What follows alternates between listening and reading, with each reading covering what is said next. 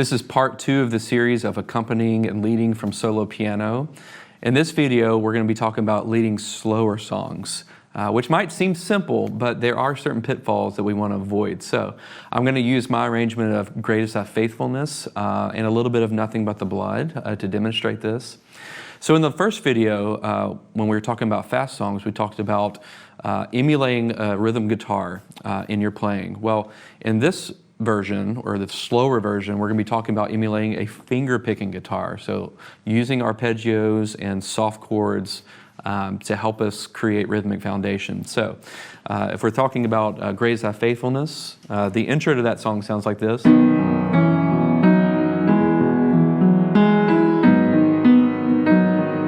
So if I take out the melody of that, you just have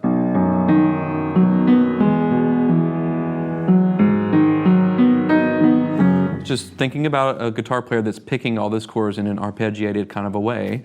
That's what you want to think about. Or if we go to the verse, great is thy faithfulness, O God my Father. In that situation, a guitar player would have to pick each of those chords, but then he would resume his arpeggios. Okay, so that's the first step. The second step would be add simple melodies. Again, not melodies that are going to compete so much with the vocal line that is distracting, but here's an example of that. Great is thy faith. Now listen here. My Father. Simple melody. There is no shadow. Here's another one. Being with thee. Thou changest not, thy compassions, they fail not. Here it is. As thou hast been, thou forever will to be. So again, it's just enough to keep it interesting. And it also sometimes, I place those strategically in between vocal lines. Compassions, they fail not. It just gives a little bit of rhythmic foundation, and it's also pretty to listen to. Something else that we might consider, this is in 3/4 time. If we think about a song that's in 4/4 time, I'll use like The Goodness of God, that popular tune right now.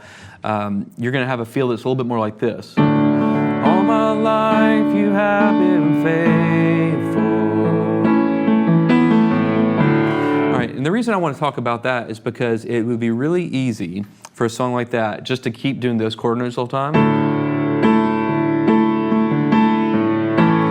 But if you do that long enough, your congregation's ears are going to get worn out. So what we want to do is establish that enough to where the singer, if we're accompanying a singer or if we're the lead singer, then that's fine. But especially the congregation feels the foundation, but you're not doing it the whole time. So you might have something like this instead. All my life you have been faithful. Here I emulated a guitar a little bit more. You know, a little bit of a strum pattern, a little bit of some hammer-ons right there. All my life you have been so, so good.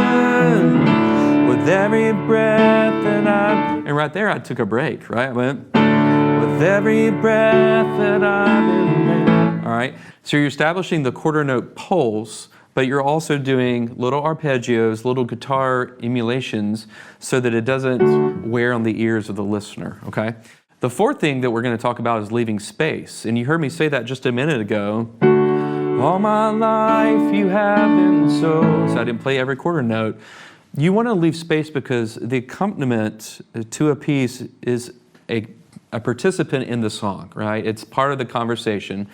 You don't want it to be talking the whole time, right? You want this to be reciprocal. So if you take, for instance, my arrangement, Nothing But the Blood, first verse, what can wash away my sins? Half notes going the whole way down. I'm not, what can wash away? That's like somebody trying to talk over you almost. So leave space, let it breathe. What can wash away my sins?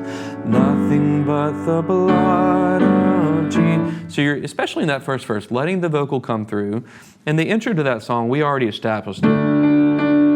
So the singer already knows what the tempo is by that point. The congregation already knows what it is by that point. let it breathe, all right? And you don't have to do that for the whole song, but there need to be moments, just like there would be in an orchestra.